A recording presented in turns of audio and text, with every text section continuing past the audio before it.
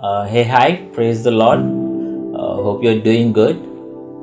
Well, 2 weeks back, I posted a video about the Trinity. Later, I decided to preach on Jesus' crucifixion because mostly our Muslim brothers deny Jesus' death or Jesus' crucifixion. They don't believe that Jesus died on the cross. But for Christianity, crucifixion is the foundation. So to say on this topic, I referred Bible, Quran, Hadiths and few historians' books. So I'll make a series on Jesus' crucifixion so that you can easily understand.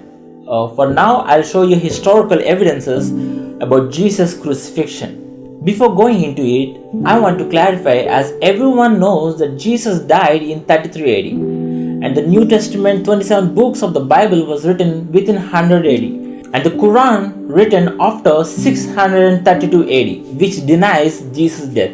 When the Romans crucified someone, it was done in public and was publicly known. In this video, we'll look at the evidences for the crucifixion of Jesus from outside of the Bible and consider what historians concluded from it. We begin with the Jewish leader Josephus. He was not a Christian. He wrote a book, The Antiquities of Jews, around 90 AD, and in that he records that Jesus was crucified. He says that Pilate condemned him to be crucified and to die, and those who had become his disciples did not abandon his discipleship. They reported that he appeared to them 3 days after his crucifixion and that he was alive. Well, by the way, I'll show you details and unspecified historical evidences on the screen. You can pause the video and you can read it. Well, next, the famous Roman historian Tacitus. He was not a Christian.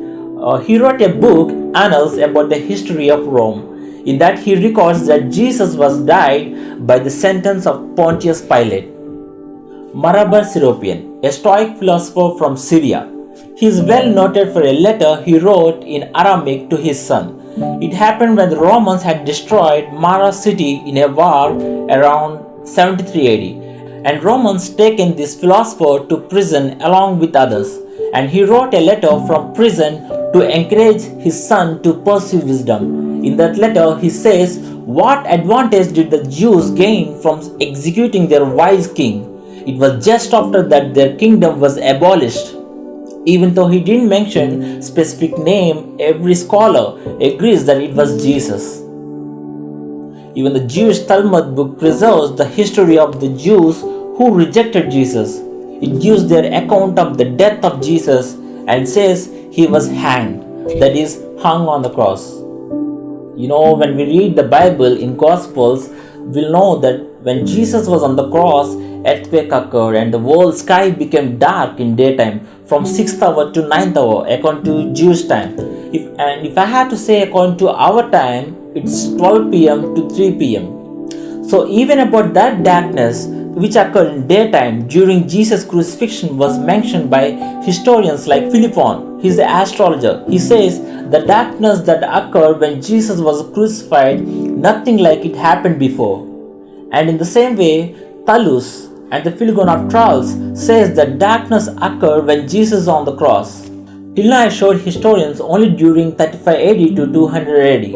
Now we'll see what Muslim historians and scholars are saying about Jesus' death. Muidfild al-Shirazi, a Persian Muslim scholar and teacher, he says that Jesus was crucified by their own country people and he is the master of resurrection. Al-Masudi, he is an Arab Muslim geographer and traveler. He confirms that Jesus died. Even Abu Yaqub al-Sidistani and Jafar ibn Mansur confirms that Jesus died on the cross.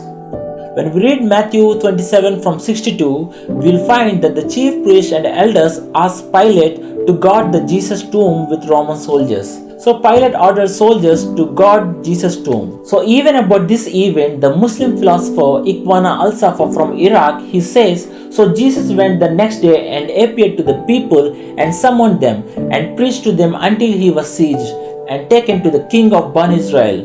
The king ordered his crucifixion, so his nasut, which means physical body, was crucified, and his hands were nailed to the wooden cross, and he stayed crucified from morning till evening. And he asked for water, but was given vinegar to drink. Then he was pierced with a lance and buried in a place near the cross.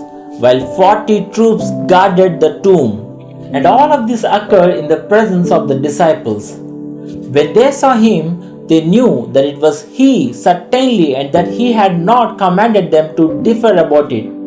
Then they gathered 3 days later in a place, and Jesus did appear to them. Well, what about the modern scholars? Every scholar agrees that Jesus died on the cross, like Professor Masood Al Hassan from Delhi, Reza Aslam, a Shia Muslim, Bert Ehrman, Paula Fredrickson. Every scholar says one of the indisputable facts about Jesus is that he was crucified. Till now, the ancient historians I showed are not Christians by any means.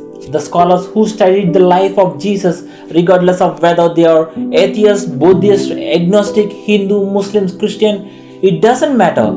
They all conclude that Jesus died on the cross and resurrected on third day.